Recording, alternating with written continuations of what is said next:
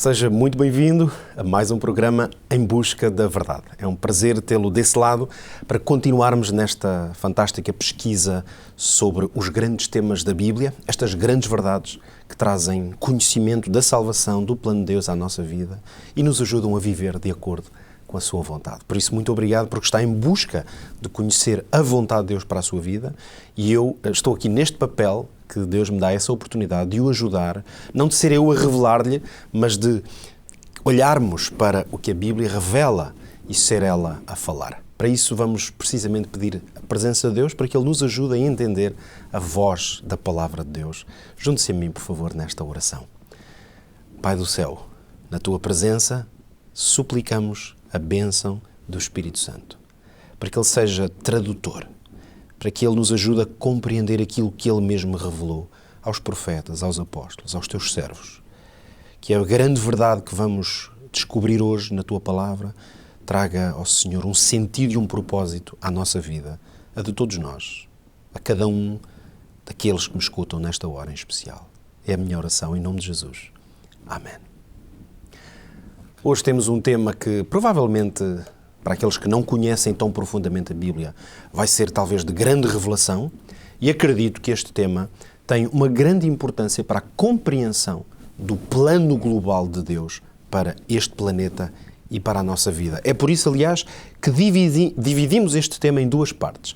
Vamos falar sobre o juízo de Deus, de como se processa esse juízo, de que forma estamos implicados nele, como é que ele vai acontecer, as suas diferentes fases.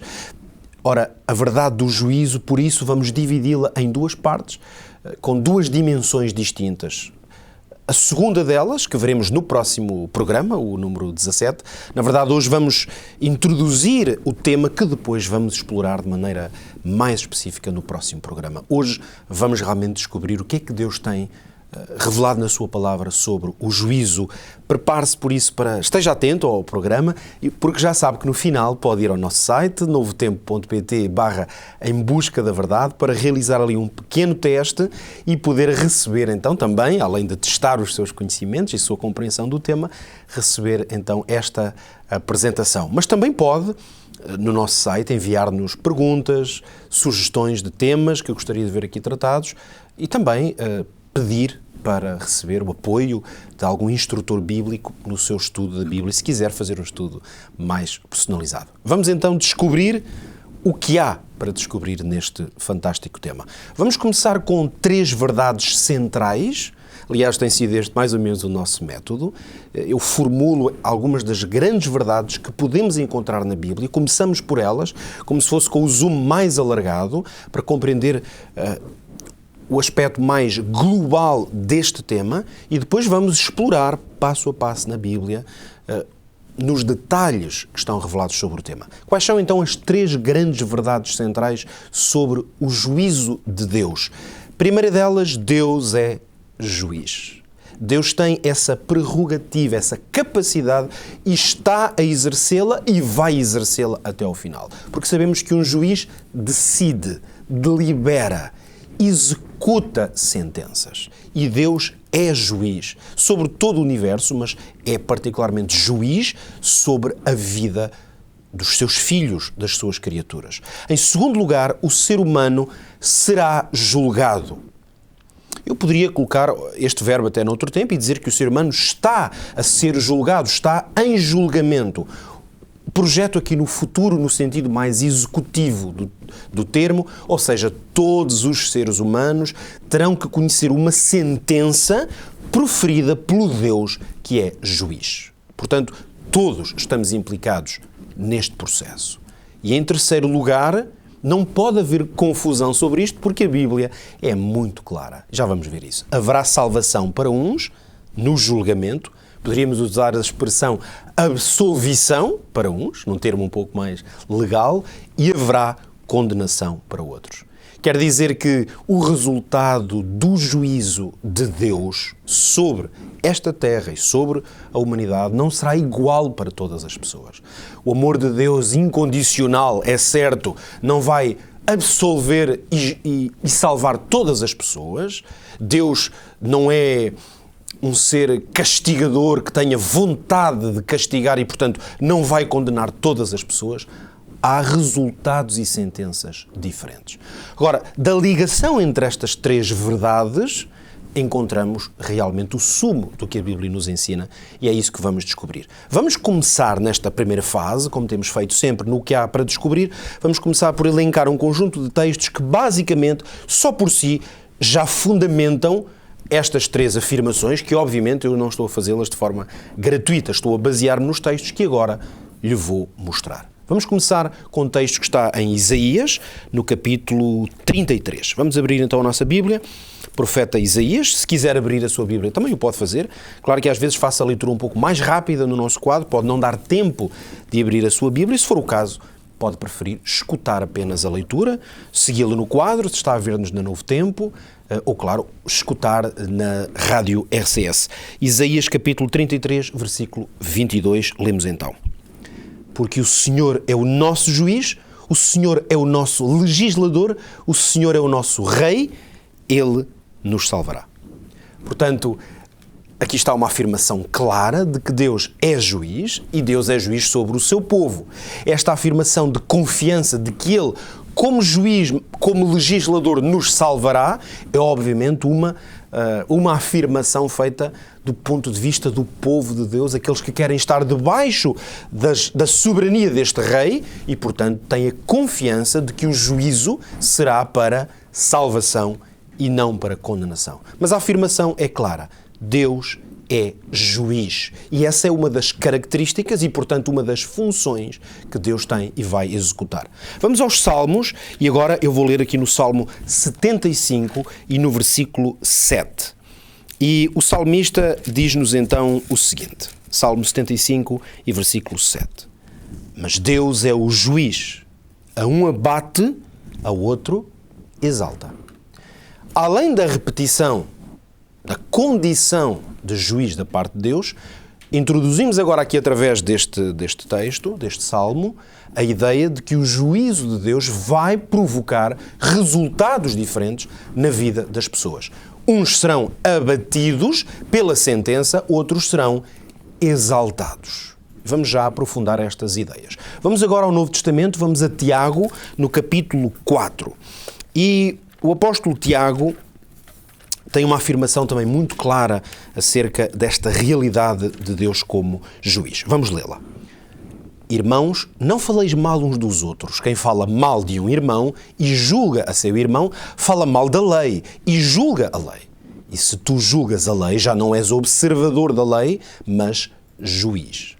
Há um só legislador que pode salvar e destruir.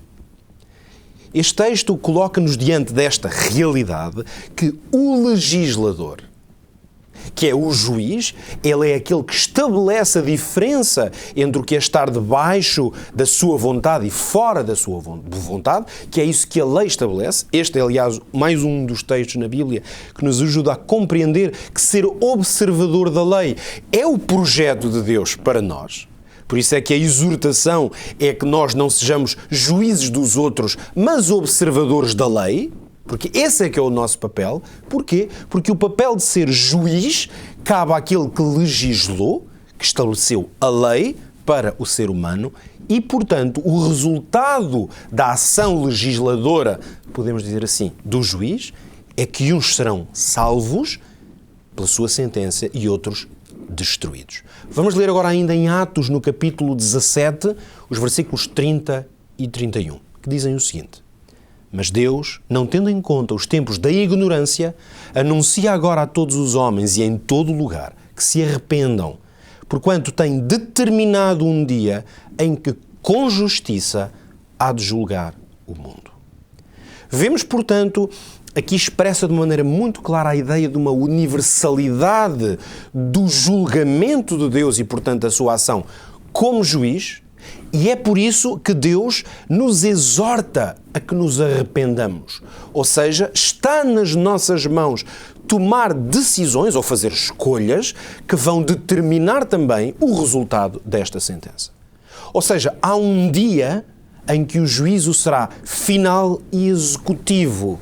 E, portanto, Deus não tem em conta o tempo da ignorância porque dá a oportunidade a que, na medida do conhecimento que vamos obtendo da verdade de Deus, passamos, claro, a ser cada vez mais responsáveis pelas escolhas que fazemos. Ora, este conjunto de textos que acabamos de ler ajuda-nos a compreender esta verdade que, digamos, deriva destes textos, destas revelações. É que a consciência de que nós estaremos um dia na presença do tribunal divino e que, na verdade, já podemos estar debaixo do escrutínio desse juízo, já vamos ver isto a seguir, isto tem implicações na nossa vida. Isto dá-nos como que um propósito, eu designo aqui como um horizonte moral. O que é que isto quer dizer? Que nós temos que compreender, de acordo com o que acabamos de ler, que há uma responsabilidade que cada um de nós tem diante de Deus e diante dos homens, os nossos semelhantes. Essa responsabilidade tem uma natureza moral. Ou seja, há uma lei, há um plano, um projeto estabelecido por Deus e cabe-me a mim, a cada um de nós, fazer escolhas morais. No fundo, distinguir entre o que é certo e o que é errado. E o juiz terá em conta essas escolhas para determinar a nossa sentença. Agora, com base nestes três grandes princípios, que serviram de pontapé de saída, vamos então procurar de uma maneira um pouco mais exaustiva e alargada na Bíblia o que é que ela revela sobre o juízo de Deus. Nós seremos julgados, todos os seres humanos, com base num registro. Existe um registro. Esta ideia de estar registado é uma ideia profunda, significativa, porque implica as nossas escolhas numa base permanente. Vamos à Bíblia explorar a ideia de que há um registro. O que é que isto significa e onde é que isto está revelado? Temos ampla revelação sobre este tema. Vamos começar por ler no livro do profeta Daniel, que numa visão, registada no capítulo 7, ele vê as condições próprias do julgamento, que é o juiz que aparece numa sala onde há o trono, que é o lugar da autoridade do juiz, e vamos ver que a natureza do registro foi vista precisamente nesta incrível visão. Então lemos em Daniel capítulo 7, versículos 9 e 10. Eu continuei olhando, dizia Daniel, até que foram postos uns tronos, e um ancião de dias se assentou. A sua veste era branca como a neve, e o cabelo da sua cabeça como a pura lã. E o seu trono era de chamas de fogo e as suas rodas de fogo ardente. Um rio de fogo manava e saía de diante dele, milhares de milhares o serviam e milhões de milhões assistiam diante dele. Assentou-se o juízo e abriram-se os livros. Repare que nós encontramos aqui uma referência a um conjunto de circunstâncias que são muito importantes para determinar que estamos realmente num momento de julgamento, de juízo. Nós temos o trono, o lugar do tribunal, nós temos aquele que se senta para julgar, nós temos testemunhas que estão ali para observar e testemunhar esse acontecimento e agora temos alguma coisa muito importante. Temos livros. Nesta visão, livros foram abertos. E os livros abertos são, vamos dizer, o ato que determina que o juízo começou. Enquanto o livro estava fechado, não estava evidente que havia um registro sobre o que se deveria julgar. Esses livros abriram-se para que o juízo pudesse começar. Portanto, a pergunta que se pode colocar é: o que são estes livros e o que é que está registado neles? Portanto, Daniel 7 dá-nos uma visão do momento em que o julgamento começa, mas a Bíblia dá-nos mais revelação sobre exatamente o que são estes livros, o que é que neles está registado e o que é que não está registado. Vamos então fazer esta pesquisa na Bíblia. Vamos começar por Apocalipse no capítulo 20 e vamos ler os versículos 11 e 12. E vi um grande trono branco. Repara agora também a semelhança que podemos fazer com precisamente a descrição de Daniel 7 que acabámos de ler. Uma visão em que aparece mais uma vez um trono.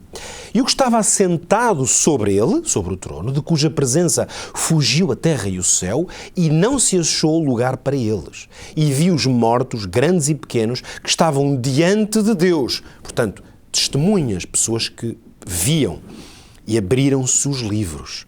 E abriu-se outro livro, que é o da vida. E os mortos foram julgados pelas coisas que estavam escritas nos livros, segundo as suas obras. Encontramos, portanto, aqui uma referência clara à existência de livros e agora temos a especificidade de nos falar de um livro que é o livro da vida. E o julgamento aconteceu com base nas coisas que estavam registadas nesse livro. Vamos ler mais textos que nos ajudam de uma forma comparada a ter um quadro mais preciso sobre o que é o livro da vida e o que são estes registros. Vamos continuar em Apocalipse, que um pouco mais à frente, no capítulo 21, no versículo 27, continuam nas visões de João a aparecer. Veja, não entrará nela, na Nova Jerusalém, portanto, é uma referência neste texto à Nova Jerusalém. O que é que não entrará nela? Coisa alguma que contamine e cometa abominação e mentira, mas só os que estão inscritos no livro da vida do Cordeiro.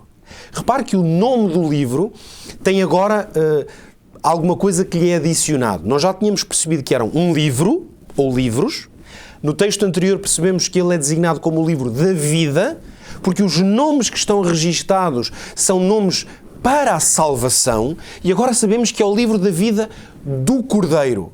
É interessante porque nada nos indica que ele registra a vida do Cordeiro. Nós sabemos que o Cordeiro é uma referência a Jesus Cristo na sua qualidade de Salvador, aquele cujo sacrifício foi em substituição daqueles que mereciam a culpa. Já, aliás, tratámos aqui no nosso programa estes temas. O livro é o da vida do Cordeiro, porque as vidas que aí estão registadas estão em ligação direta à vida do Cordeiro.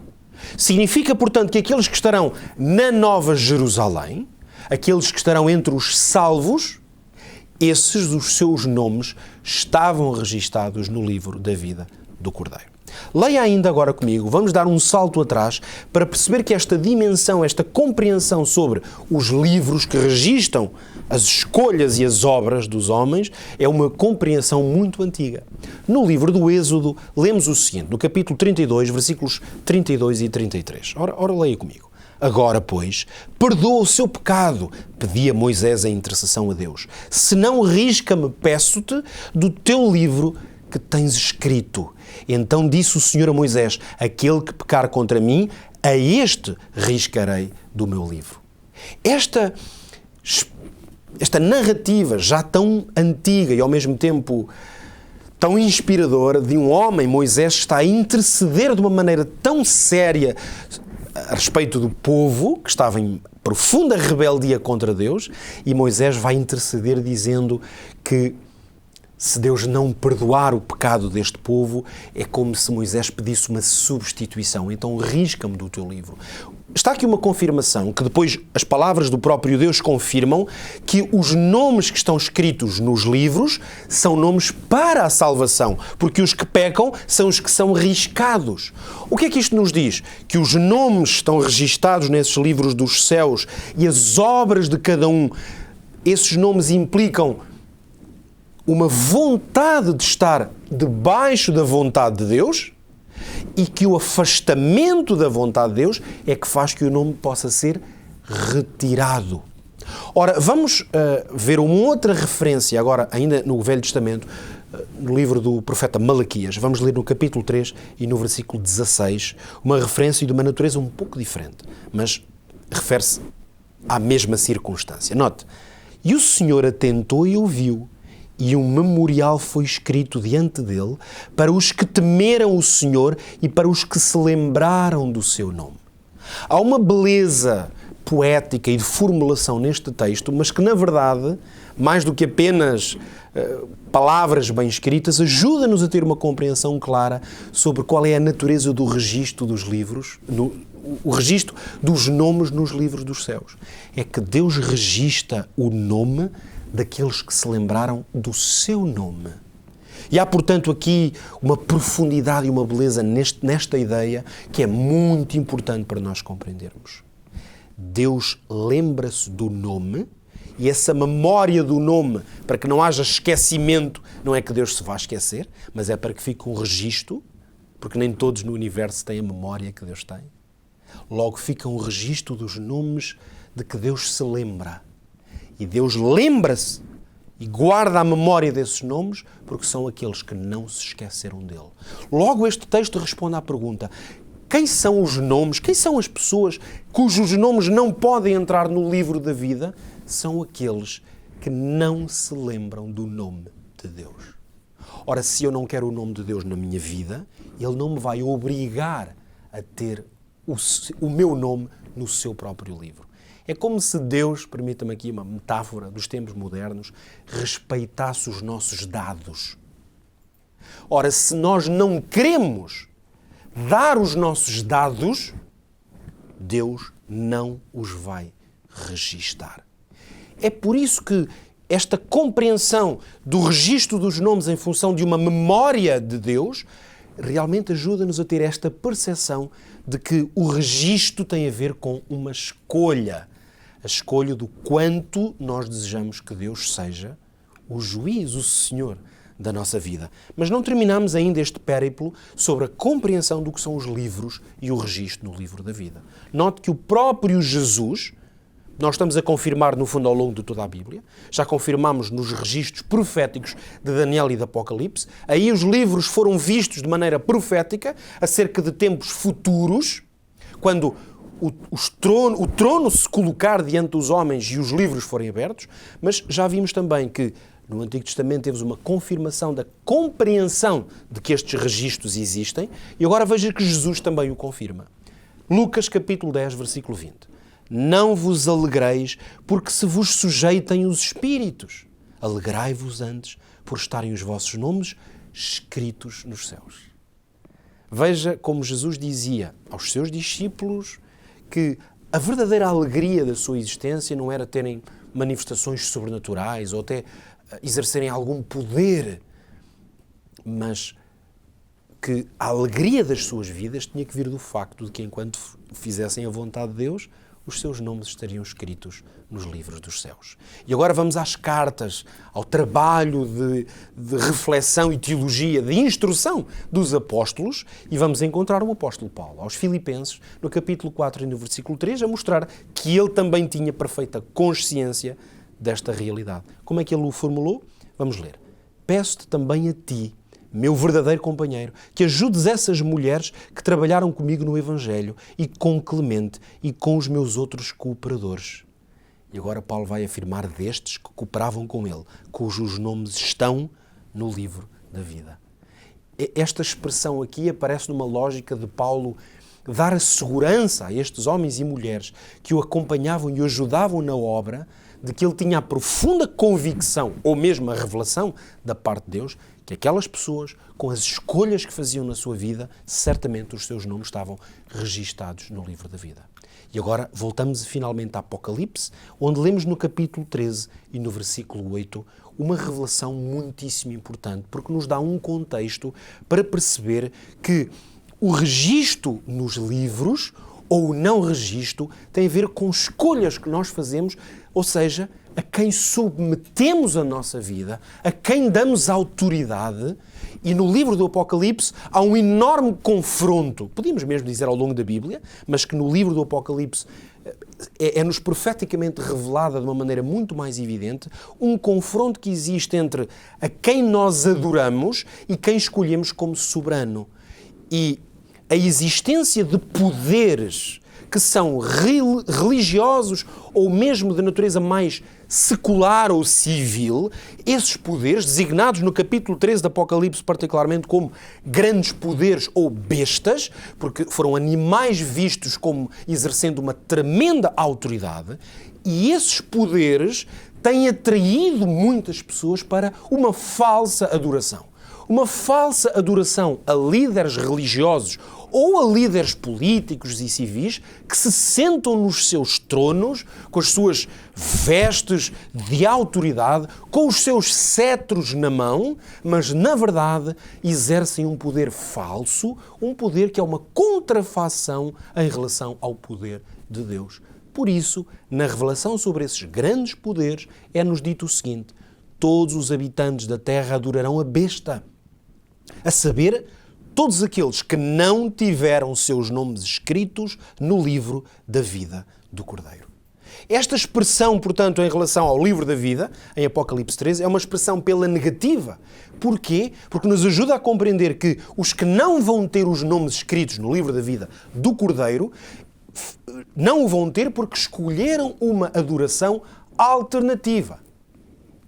Essa adoração alternativa prende-se com ensinos, doutrinas de homens que têm sido pregadas e proclamadas ao longo de séculos e séculos na história da Igreja cristã, e essas mentiras, falsidades que enganam homens e mulheres ao ponto de adorarem falsamente homens que não são dignos de adoração.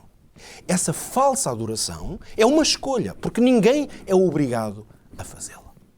E por isso os registros no livro da vida são tão importantes para nós. O livro da vida registra o nome daqueles que amaram e seguiram o Cordeiro, Jesus Cristo. Por isso é que ele é chamado o livro da vida do Cordeiro. Esta é uma escolha que cabe a cada um fazer. Amar e seguir o Cordeiro. Logo, isto significa que Deus terá em conta o quê? As obras de cada um. As obras são as escolhas que cada pessoa faz. Essas escolhas são feitas ao longo da vida e o que nós compreendemos do estudo comparado de todos estes textos é que estas obras, na verdade, têm a ver com a quem nós adoramos. Esta é a essência. Não é uma mera observação de quantas esmolas demos ou as boas obras, por vezes num sentido muito pragmático, talvez falso pragmático, um sentido em que as boas obras seriam apenas fazer alguns favores e se a gente contabilizasse um conjunto de boas obras, isso poderia ser válido diante de Deus. Isto é tão falso que nós já tivemos oportunidade aqui no programa Em Busca da Verdade. Se não teve a oportunidade de o ver, eu sugiro que possa ver alguns dos programas anteriores, onde falámos sobre a salvação, sobre a conversão, sobre a lei de Deus, e onde mostramos claramente que não são as nossas boas obras no sentido de que nós somos salvos por causa das coisas que fazemos. Caso contrário, nós tentaríamos compilar ou listar o máximo de boas obras possível na nossa vida para ver se isso nos ganharia a salvação.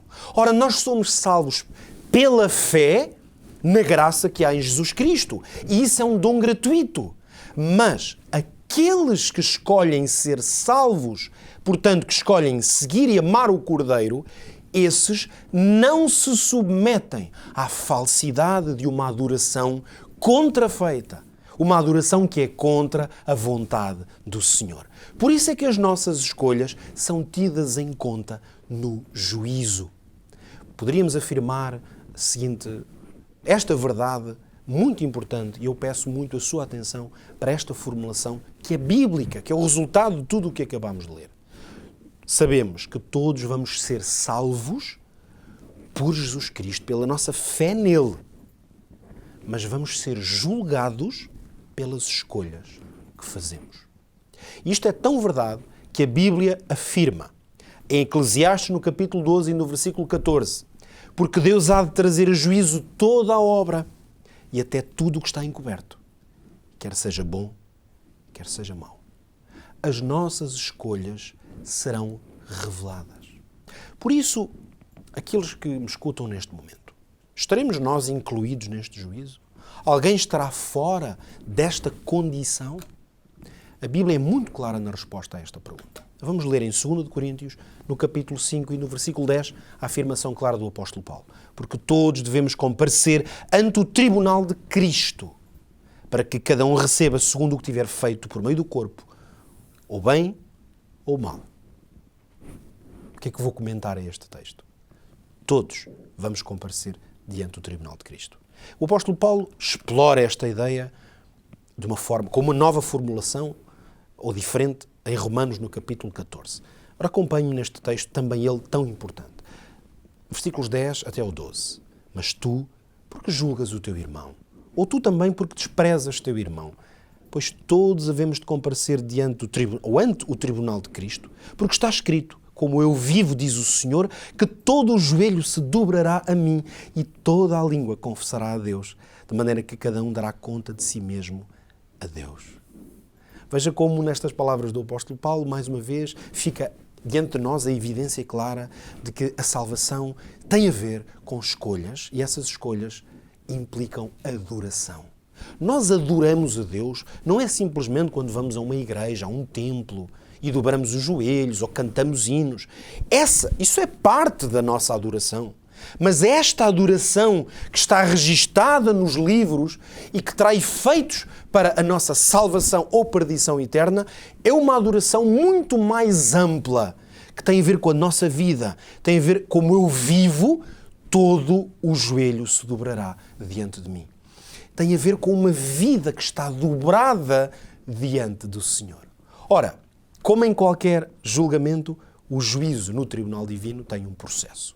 E eu gostaria agora de o ajudar a compreender como a Bíblia descreve, de uma forma maravilhosa e clara, mesmo se precisa de pesquisa bíblica. Pode não ser tão evidente abrir a Bíblia e encontrar isso, porque a Bíblia, como sabemos bem, não está sistematizada por temas, mas procurando claramente nós entendemos que, aliás, como em qualquer julgamento, há um processo. Quer dizer, tem que haver etapas para que o julgamento possa ser justo.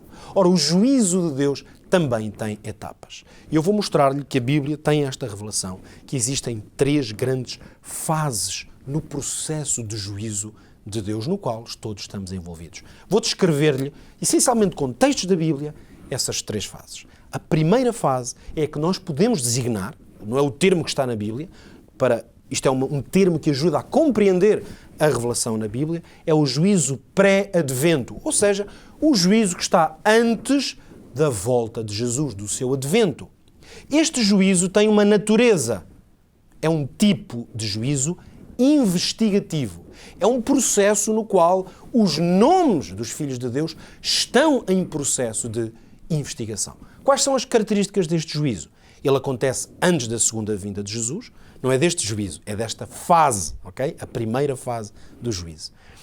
Está antes da segunda vinda de Jesus, tem o início revelado profeticamente, portanto sabemos quando começa ou começou esta fase do juízo, ela coincide com aquilo que a Bíblia chama o tempo do fim, e este processo, esta fase do processo investigativo é a favor do povo de Deus. E finalmente, este juízo pré-advento usa os registros do livro da vida do Cordeiro. Isto é o que nós podemos dizer de acordo com o que está revelado.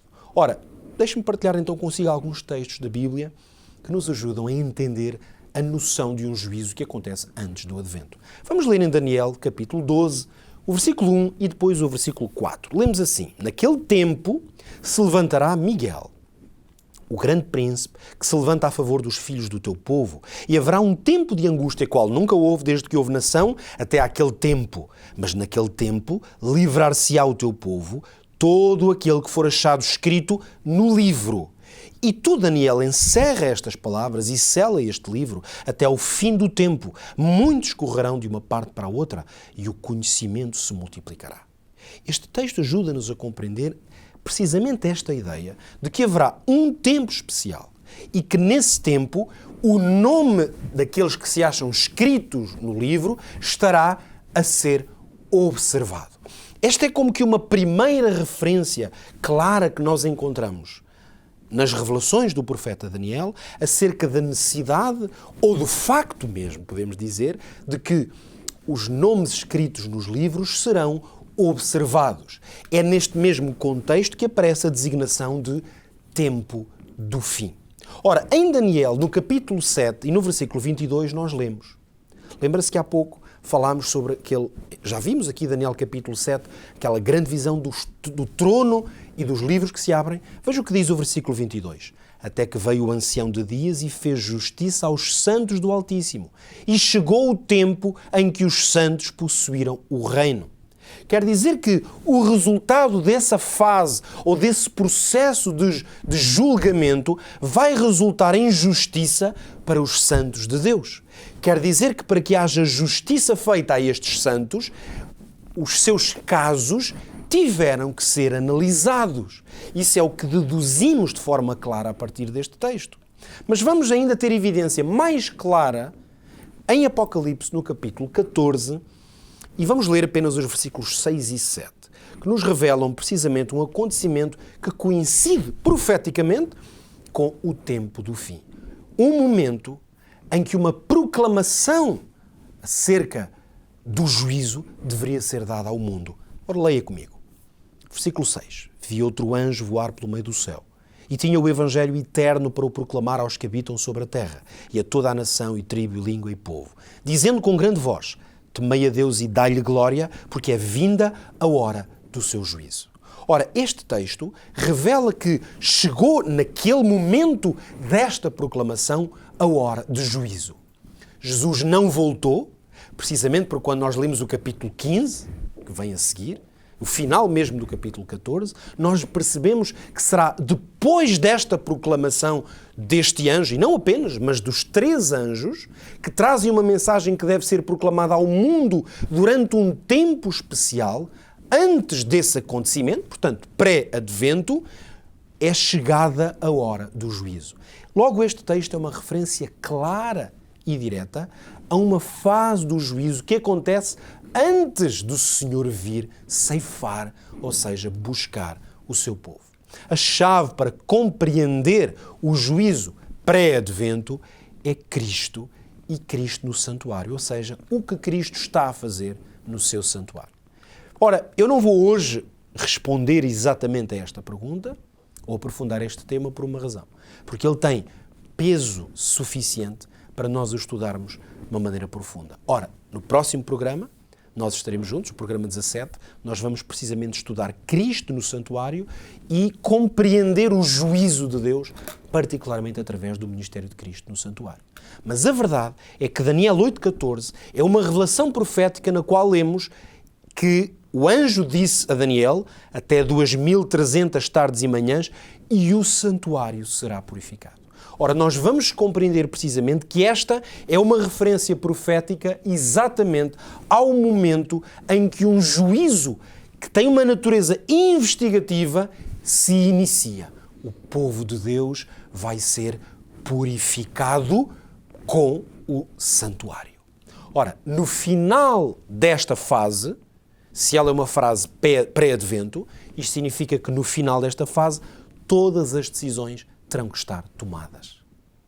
Ora, é exatamente isso que a Bíblia nos revela. Vamos ler Apocalipse no capítulo 20, 22 e os versículos 10 a 12. E disse-me: não seles as palavras da profecia deste livro, porque próximo está o tempo. Quem é injusto seja injusto ainda, e quem é sujo seja sujo ainda. E quem é justo seja justificado ainda, e quem é santo seja santificado ainda. E eis que cedo venho, e o meu galardão está comigo para dar a cada um segundo a sua obra. Consegue compreender o alcance incrível destas palavras? Elas dizem-nos que exatamente antes que o galardão, que é a retribuição que Jesus vem dar ao seu povo na sua vinda, antes dessa retribuição, todas as decisões foram tomadas. É por isso que a afirmação que é feita é que chegaremos a um momento em que quem é justo estará justo, quem não é justo continuará na sua injustiça. Quem não é santo continuará a não estar santificado. Porquê? Porque todas as decisões estão tomadas. No céu há essa evidência pela análise dos livros, mas na terra também há. Nós não temos a evidência de quem, nem podemos fazer julgamentos, mas cada um, quando chegar a este momento, saberá qual é a decisão que tomou sobre quem vai adorar.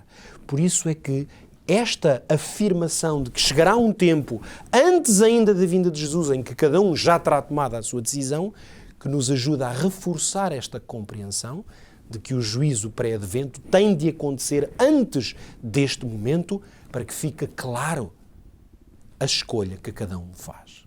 Ora, os resultados da investigação, esta investigação que acontece durante um período que a Bíblia designa como tempo do fim, estes resultados quando é que serão revelados? Obviamente, na segunda vinda. Nessa, Jesus virá como rei, mas também como juiz, ele vem com o cetro, vem no seu trono, e aí os resultados serão revelados. É por isso que a própria vinda do Senhor Jesus, quase que a poderíamos considerar como uma fase do julgamento, mas talvez seja mais correto colocá-la como o momento que determina que todo o processo de investigação dá o seu resultado. Ora, vamos ler precisamente, em Daniel 12, versículo 2, temos evidência disto. Multidões que dormem no pó da terra acordarão, uns para a vida eterna, outros para a vergonha eterna, para o desprezo eterno. Percebemos, portanto, que há uma natureza executiva que vem depois do juízo pré-advento estar estabelecido. E Jesus deixou isto de maneira muito clara, revelado em Mateus, no capítulo 25, no seu grande discurso profético, em que ele diz, quando o Filho do Homem vier em sua glória e todos os santos anjos com ele, então se assentará no trono da sua glória e todas as nações serão reunidas diante dele e apartará uns dos outros como o pastor aparta dos bodes as ovelhas. Então dirá o rei aos que estiverem à sua direita: vinde, benditos de meu Pai, possui por herança o reino que vos está preparado desde a fundação do mundo. Depois desta fase do juízo, entramos então na segunda fase. Esta segunda fase, obviamente, pelo que vimos até aqui, ela está já depois da segunda vinda de Jesus. Ela é pós-advento. Vamos chamar-lhe um juízo milenar. Porquê? Porque ela acontece durante um período que a Bíblia designa como milénio, depois da segunda vinda de Jesus. E qual é a natureza? Se o juízo, ou a fase do juízo que aconteceu antes do advento, tinha uma natureza de investigação, esta fase do juízo tem uma natureza de confirmação. Porquê? Porque, na verdade, todas as decisões já estão tomadas, como nós acabamos de ler. Mas vamos ver a evidência bíblica disto.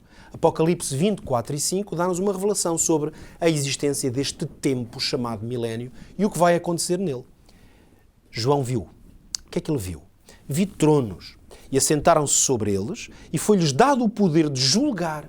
E vi as almas daqueles que foram degolados pelo testemunho de Jesus e pela palavra de Deus e que não adoraram a besta nem a sua imagem e não receberam o sinal em suas testas nem em suas mãos e viveram e reinaram com Cristo durante 1000 anos. Mas os outros mortos não reviveram até que os 1000 anos se acabaram. Ora, a visão do apóstolo João é clara o suficiente para nos mostrar que durante 1000 anos todos aqueles que foram achados no livro da vida do Cordeiro e, portanto, ressuscitaram, se já dormiam no pó, tudo texto que nós já lemos, ou subiram com o Senhor Jesus nas nuvens dos céus, esses reinarão com Cristo durante 1000 anos e durante esse período estarão a julgar. Ora, não é um julgamento para decisão, uma vez que as decisões já foram tomadas. Naturalmente, senão não estariam na eternidade já na presença de Deus. Esse julgamento, portanto, tem um caráter confirmativo. Eles estão a reinar com Cristo durante esse tempo e vão compreender o quê? As decisões que tomaram aqueles que adoraram a besta e a sua imagem. A contrafação em relação à vontade soberana de Deus. Ora, nós temos confirmação disto na Bíblia, não apenas em Apocalipse. Veja, o próprio Jesus confirmou isto. Mateus 19, 28 diz o seguinte: Jesus disse-lhes: em verdade vos digo que vós, que me seguistes, quando na regeneração o Filho do Homem se assentar no trono da sua glória, também vos assentareis sobre 12 tronos para julgar as 12 tribos de Israel. Jesus dizia aos seus discípulos que quando ele estivesse já no trono, depois da execução do juízo, a quando da sua vinda, neste caso sobre os justos, aqueles, mais uma vez, que têm o seu nome no livro da vida, os outros, os que não tiveram o seu nome no livro da vida, serão julgados. Mais uma vez, este julgamento é para compreender e confirmar a justiça de Deus. E ainda temos mais um texto para mostrar que, além do apóstolo João nas suas visões, Jesus tinha esta compreensão revelada por Deus, mas o apóstolo Paulo, por exemplo, também. 1 Coríntios, capítulo 6, veja os versículos 2 e 3. Não sabeis vós que os santos hão de julgar o mundo? Dizia ele à sua igreja. Não sabeis vós que havemos de julgar os anjos? E agora talvez se questione, vamos julgar os anjos? Claro que vamos. Já tivemos aqui a oportunidade de estudar que o pecado, portanto, a rebeldia aberta contra Deus, começou no céu e começou com os anjos. Lúcifer, o diabo, assim designado, o dragão, o inimigo de Deus, foi o pai dessa rebeldia, dessa mentira inicial, e, portanto, ele e os seus anjos vão ser julgados. É claro que a sentença deles já está determinada. Portanto, este julgamento será, mais uma vez, confirmativo, mas também para compreendermos o quão Deus foi justo na maneira como julgou. E, finalmente, temos a última fase do juízo, aquele que podemos designar como o juízo final. E, segundo o que a Bíblia revela, este juízo final, que natureza é que tem? Esta já não é uma natureza investigativa, não há nada a investigar já. Não é uma natureza confirmativa, porque todo o universo e os filhos de Deus, os salvos, já terão confirmado e compreendido a natureza da justiça de Deus. Então este juízo final é final. Ele tem uma natureza executiva. Não haverá mais retrocesso possível. Veja como isto é revelado de uma forma incrível no livro do Apocalipse. Vamos ler aqui 2 textos que são são revelações tremendas. Elas em nada devem servir para nos assustar ou causar temor, porque os que adorarem a Deus e seguirem o Cordeiro não estão sequer incluídos nestes acontecimentos, ou pelo menos em parte do grupo destes acontecimentos. Vamos ler então juntos para perceber melhor o que eu quero dizer. Apocalipse 21, vamos ler versículo 2 e 3 e depois o 27. E eu, João, vi a santa cidade, a Nova Jerusalém, que de Deus descia do céu, adereçada como uma esposa, ataviada para o seu marido. E ouvi uma grande voz do céu que dizia: eis aqui o tabernáculo de Deus com os homens, pois com eles habitará. E eles serão o seu povo, e o mesmo Deus estará com eles e serão o seu Deus. E não entrará nela coisa alguma que contamine e cometa abominação e mentira, mas só os que estão inscritos no livro da vida do Cordeiro. E acabando-se os 1000 anos, lemos agora em Apocalipse 20, entre o versículo 7 e o 13, acabando-se os 1000 anos, Satanás será solto da sua prisão e sairá a enganar as nações que estão sobre os 4 cantos da terra, Gog e Magog, cujo número é como a areia do mar, para as ajuntar em batalha. E cercaram o arraial, ou a cidade dos santos, a cidade amada, e de Deus desceu fogo do céu e os devorou. E deu o mar os mortos que nele havia, e a morte e o inferno deram os mortos que neles havia, e foram julgados cada um segundo as suas obras. O que é que compreendemos destes 2 textos que lemos? A cidade de Deus, a Nova Jerusalém, ela descerá como uma cidade santa, bela, magnífica, onde Deus habitará com o seu povo, aqueles cujos nomes estiveram no livro da vida. Mas quando isto acontecer, Satanás será solto da sua prisão. Essa prisão foram 1000 anos em que não havia vida nesta terra. Os salvos estavam nesse período milenar a confirmar a justiça de Deus, e agora há um ataque final à cidade de Deus que a Bíblia descreve claramente que descerá sobre esta terra. Quando isso acontecer, Deus enviará, através do fogo, uma destruição que será momentânea, única, num acontecimento, e que destruirá para sempre Satanás, a morte e todos aqueles que escolheram adorar a besta, a sua imagem, portanto, ficar fora do padrão da adoração a Deus. O que é que Deus vai fazer aqui, neste momento? Respeitar a escolha de cada um. Porque registar o livro dos nomes no livro da vida é uma escolha, como eu já lhe expliquei. Jesus protege os nossos dados. Os que querem os seus nomes no livro da vida fizeram essa escolha, Deus vai respeitar essa escolha. Os que não querem o seu nome no livro da vida, não amam o Cordeiro, não seguem Jesus Cristo, não se submetem à sua lei e à sua vontade, Jesus vai respeitar a sua escolha e a sua vontade, e é por isso que o juízo final executará. Não os deixará sofrer algures, porque Deus não é um ser maquiavélico ou que tenha prazer no mal e no castigo. Deus responderá de forma efetiva e categórica à escolha que cada um fez.